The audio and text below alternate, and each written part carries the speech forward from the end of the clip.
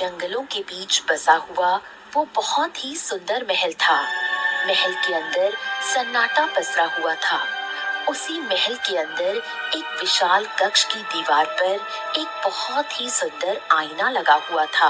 अगले ही पल आईने से रंग बिरंगी किरणें चमकने लगीं और उसी आईने के अंदर से एक बहुत ही सुंदर चंद्रलेखा नाम की राजकुमारी निकलकर बाहर आ गई और आईने में अपना ही अक्स देखते हुए बोली, मैं तुम्हारा ही इंतजार कर रही हूँ। आज नहीं तो कल तुम जरूर आओगी और उस समय मैं दिन में भी निकल पाऊंगी और जिस दिन मैं सूरज की रोशनी में चल फिर सकूंगी उस दिन ये दुनिया मेरी मुट्ठी में होगी। तुम्हें मेरे पास आना ही होगा, जैसा कि मैंने वचन दिया था कि चंद्रलेखा तुम्हारा सदियों तक इंतजार करेगी। उसी समय राजकुमारी चंद्रलेखा के कानों में घोड़ों के हिनहिनाने की आवाज पड़ी। वो तेज कदमों से महल की खिड़की के पास जाकर खड़ी हो गई। आकाश में काले बादल छाए हुए थे, तेज बिजली कड़क रही थी और दूर मूसलाधार वर्षा हो रही थी। तभी उसकी नजर जंगल में खड़ी एक बग्घी पर पड़ी। आज तो शिकार खुद चलकर यहाँ पर आ गया। उधर दूसरी ओर जंगल की झाड़ियों के बीच एक गड्ढे में एक बग्घी फंसी हुई थी। बग्घी में धनराज नाम का एक व्यापारी अपनी पत्नी लाजवंती के साथ बैठा हुआ था। धनराज बग्घी से बाहर निकला और कोचवान की ओर देखने लगा। अरे क्या हुआ कोचवान, क्या बात है? बग्घी तुमने कहाँ रोक दी है ये? हम जंगल के रास्ते में भटक चुके हैं मालिक। अब बग्घी जो है गड्ढे में फंस गई है। अब तो सुबह का इंतजार करना होगा। ओहो, तो क्या आज की रात हमें इस घने जंगल में काटनी पड़ेगी क्या? माफ कीजिएगा हुजूर, लेकिन इसके अलावा हमारे पास कोई चारा नहीं है, मजबूरी है। उसी समय बग्घी का दरवाजा खुला और लाजवंती भी बाहर आ गई। वो इधर उधर देखने लगी। तभी उसकी नजर दूर अंधेरे में सुनहरी किरणों से जगमगाते हुए एक महल पर पड़ी। सुनिए जी, वो सामने देखिए, वहाँ कोई महल है। क्यों ना हम रात वहाँ जाकर गुजारें? हैं? घने जंगल में महल? यह कैसे हो सकता है? देखिए मालकिन, मुझे लगता है कि हमें वहाँ नहीं जाना चाहिए। बकवास मत करो। तुम्हारे पास इसके अलावा और कोई उपाय है? मुझे तो बहुत तेज भूख लगी है। धनराज गहरी सोच में डूब गया। देखो लाजवंती, कुछ भी हो कोचवान सही कह रहा है। घना जंगल है, पता नहीं वहाँ क्या हो। मुझे भी लगता है कि हमें वहाँ नहीं जाना चाहिए। आप समझ नहीं रहे, ये जंगल की मूसलाधार वर्षा है। कब तक होती रहेगी पता नहीं, और जैसे जैसे रात बीतेगी वैसे वैसे जंगली जानवरों का खतरा बढ़ जाएगा। हम यहाँ सुरक्षित नहीं हैं। धनराज बहुत समझाने की कोशिश करता रहा, लेकिन लाजवंती नहीं मानी। अब देखो, अच्छा ठीक है, चलो ठीक है लाजवंती। अब अगर तुम मान ही नहीं रही हो तो फिर चलो चलते हैं, हम आ जाओ। अरे आप अपनी पत्नी की बात मानिए, लेकिन मैं नहीं जाऊंगा। मैं रात अपनी बग्घी में बिताना पसंद करूंगा। इतना कहकर कोचवान बग्घी के अंदर चला गया। धनराज धीरे धीरे कदमों से बारिश में भीगता हुआ अपनी पत्नी को लेकर उस महल की ओर बढ़ गया। बहुत देर चलने के बाद धनराज और लाजवंती महल के अंदर पहुंच गए।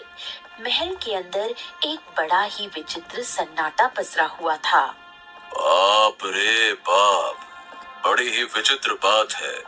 महल की हालत देखकर ऐसा लग रहा है जैसे यहाँ रोज साफ सफाई होती है, लेकिन यहाँ इतना सन्नाटा क्यों है? ऐसा लगता है जैसे यहाँ कोई नहीं रहता। तभी अचानक दीवार पर लगी मशाल जल उठी और धनराज को सब कुछ दिखाई देने लगा। सामने एक बहुत ही खूबसूरत चौकी लगी हुई थी, जिस पर एक बहुत ही सुंदर राजकुमारी बैठी हुई थी। वो कोई और नहीं बल्कि चंद्रलेखा थी। तुम दोनों कौन हो? लेकिन आप कौन हैं? तुम मेरे ही महल में खड़े हो। मैं इस महल की राजकुमारी चंद्रलेखा हूँ। ऐसी राजकुमारी तो मैं पहली बार देख रहा हूँ जिसके महल में मुझे कुछ भी दिखाई नहीं दिया। सन्नाटे के अलावा कुछ भी नहीं है यहाँ पे। तुम ही नहीं, जब भी जंगल से कोई गुजरते गुजरते भटक कर मेरे महल तक आ जाता है, वो यही बात करता है। दरअसल ये महल मैंने एकांत में रहने के लिए बनाया था। मैं यहाँ कभी कभी एकांत महसूस करने के लिए आती हूँ। जब राजकार्य से थक जाती हूँ तो शांति के लिए इस महल में आ जाती हूँ। वैसे आप किस राज्य की राजकुमारी हैं? तुम शक्ल से भूखी लग रही हो। मुझे लगता है कि तुम दोनों को पहले कुछ जलपान करना चाहिए। जलपान के बाद भी सारी बातें हो सकती हैं। आओ मेरे साथ। चंद्रलेखा उन दोनों को सम्मान सहित चौकी के सामने ले गई, जहां आसन रखे हुए थे। धनराज और लाजवंती डरते हुए आसनों पर बैठ गए। चंद्रलेखा उनके सामने बैठ गई।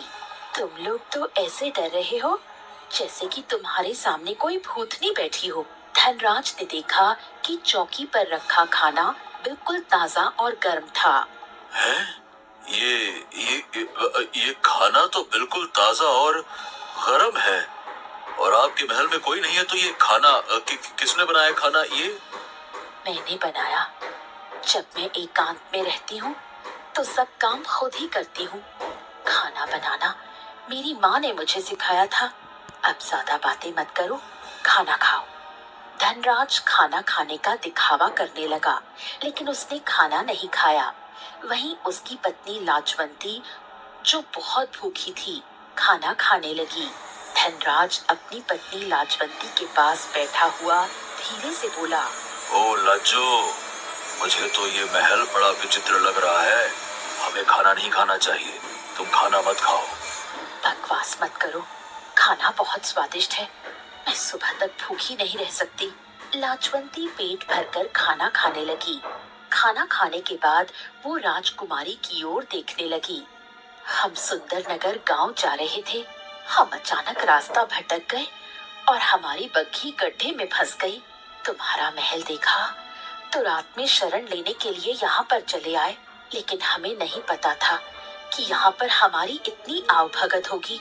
आओ, तुम दोनों को तुम्हारा सोने का कक्ष दिखाती हूँ। राजकुमारी चंद्रलेखा धनराज और उसकी पत्नी को महल के एक सुंदर कक्ष में ले गई, लेकिन उस सुंदर कक्ष को देखकर धनराज बुरी तरह से चौंक गया, क्योंकि वहाँ बहुत सारे लोगों की मूर्तियाँ खड़ी हुई थीं।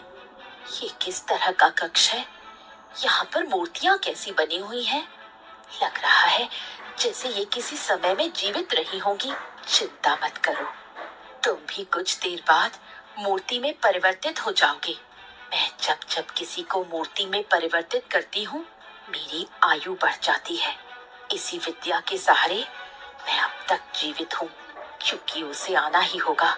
मैं तब तक यहाँ से नहीं जाऊंगी जब तक उसे उसके अंजाम तक नहीं पहुँचा दूंगी। ये तुम क्या कह रही हो? तुम किसकी बात कर रही हो? किसे आना होगा? अगले ही पल लाजवंती रंग बिरंगी किरणों से पत्थर की मूर्ति में परिवर्तित हो गई। ये देखकर धनराज डर गया। तुम पत्थर की मूर्ति क्यों नहीं बने? क्योंकि मैंने तुम्हारा खाना नहीं खाया था। शायद तुम्हारे खाने में ही जादू था। तुम तो बड़े ही चतुर निकले। तुम्हारी गहरी सोच की दाद देनी पड़ेगी, लेकिन कोई फायदा नहीं। मैं तुम्हें इस महल से बाहर नहीं जाने दूंगी।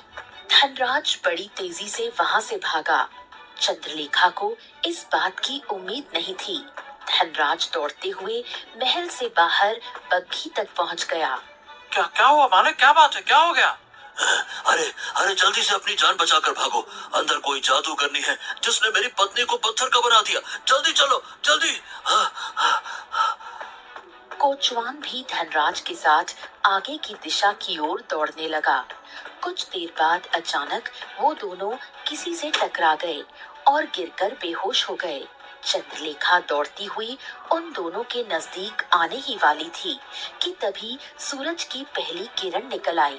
उसने सूरज की किरणों को देखा और दौड़ती हुई अपने महल के अंदर चली गई। वो दौड़ती हुई आईने के सामने जाकर खड़ी हो गई। तुम्हें आना ही होगा। जिस दिन तुम आओगी उस दिन मैं इस आईने से आजाद हो जाऊंगी और फिर मैं सूरज की रोशनी में भी बाहर निकल सकूंगी। अगले ही पल वो रंग बिरंगी किरणों के साथ आईने में समा गई।